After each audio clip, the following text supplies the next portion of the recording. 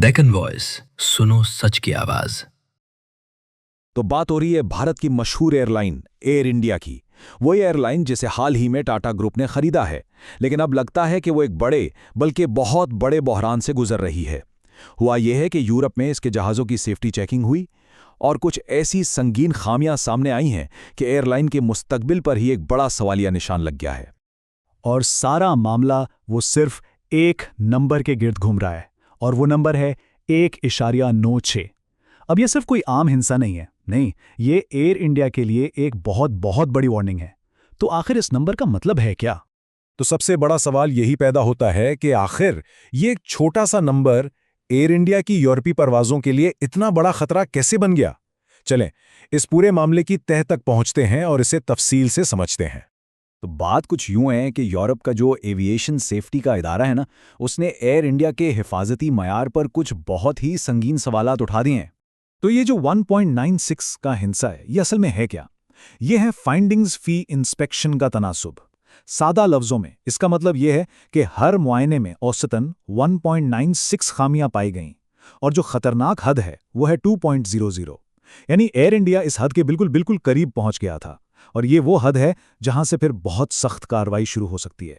लेकिन सवाल यह है कि ये इतने सख्त मुआयने करता कौन है और कैसे करता है। इसके लिए हमें यूरोप के एविएशन सेफ्टी इदारे EASA और उसके काम करने के तरीके को समझना पड़ेगा।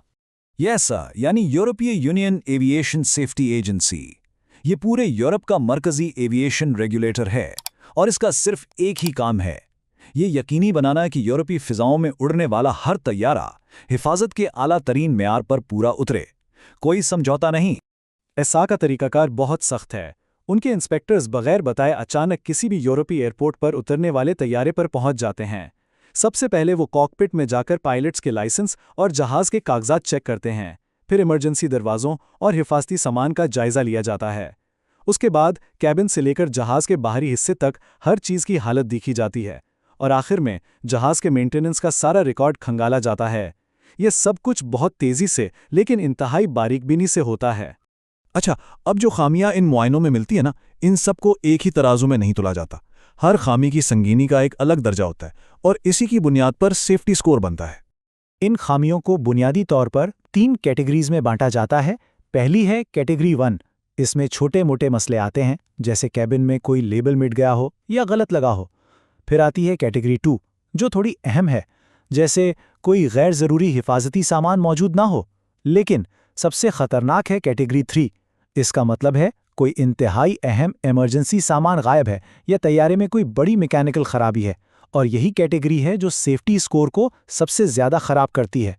यहाँ सबसे बड़ा और अहम सवाल ये पैदा होता है कि आखिर टाटा जैसी बड़ी कंपनी के आने के बाद भी एयर इंडिया के तैयारों में इतनी खामियां मिल क्यों रही हैं। इसकी असल वजूहात क्या हैं? इसकी कोई एक वजह नहीं है, बल्कि कई मसले एक साथ जमा हो गए हैं। एक तो ये कि एयर इंडिया के बहुत से तैयारे, खास तौर पर बोइंग 787 और एयरबस A320 काफ़ी पुराने हो चुके हैं। दूसरा, उन तैयारों को नया करने का जो $400 मिलियन का प्रोग्राम था, वो ताख़ीर का शिकार है। फिर आलमी सियासत की वजह से परवाज़ों को लंबे रूट लेने पड़ रहे हैं, जिसका मतलब है यूरोप में ज़्यादा स्टॉप्स और यूं ज़्यादा इंस्पेक्शंस का सामना। और आखिर में वो पुराने इंतज़ामी मसले जो एयरलाइन को विरासत में मिले, वो आज भी इसका पीछा नहीं छोड़ रहे। इसको ज़रा ऐसे देखें, 2022 में टाटा ग्रुप ने बड़े ज़ोर शोर से $400 मिलियन के रीफर्बिशमेंट प्रोग्राम का ऐलान किया, लेकिन 2023 से ही सप्लाई चेन के आलमी मसाइल की वजह से इसमें ताख़ीर शुरू हो गई। और नतीजा ये है कि आज 2026 में भी एयर इंडिया के कई तैयारे अपने पुराने इंटीरियर और पुराने सामान के साथ ही उड़ रहे हैं। तो जब ये सारा मामला सामने आया तो जाहिर है कुछ ना कुछ तो करना था। तो अब देखते हैं कि एयर इंडिया और भारतीय हुकाम ने क्या इक़दाम किए हैं। सबसे पहले तो भारत के अपने एविएशन रेगुलेटर यानी DGCA ने हुक्म दिया कि हर परवाज़ से पहले मुआयनों की तादाद बढ़ाई जाए। फिर एयर इंडिया ने खुद भी हर जहाज़ पर 100 से ज़्यादा अंदरूनी सेफ्टी चेक्स का निज़ाम शुरू किया। स्पेयर पार्ट्स का स्टॉक बढ़ाया जा रहा है और मेंटेनेंस के तरीकों को बेहतर बनाया जा रहा है। यहाँ तक कि सिंगापुर एयरलाइंस जैसी बड़ी और कामयाब एयरलाइंस के साथ मिलकर अपने मयार को बेहतर करने की कोशिशें भी जारी हैं।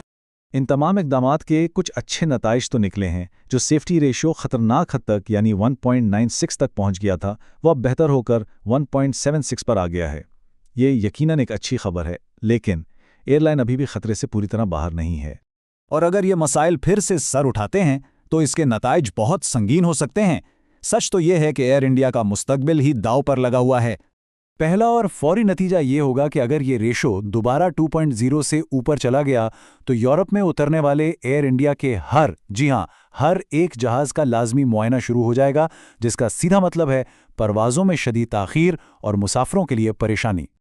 अगर बात इससे भी आगे बढ़ी तो यूरोपीय रेगुलेटर्स एयर इंडिया की यूरोप आने और जाने वाली परवाज़ों की तादाद पर ही पाबंदी लगा सकते हैं।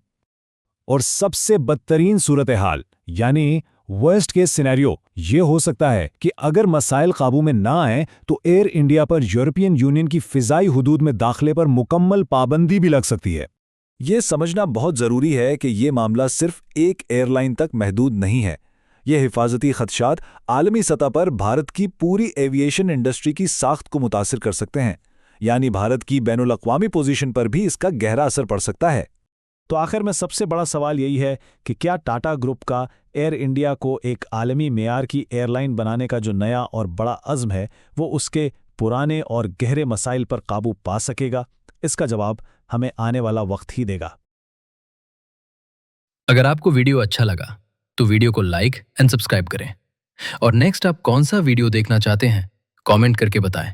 पर हाँ, डेक्कन वॉइस न्यूज़ के चैनल को सब्सक्राइब करना ना भूलें और लेटेस्ट अपडेट से अपडेट रहें।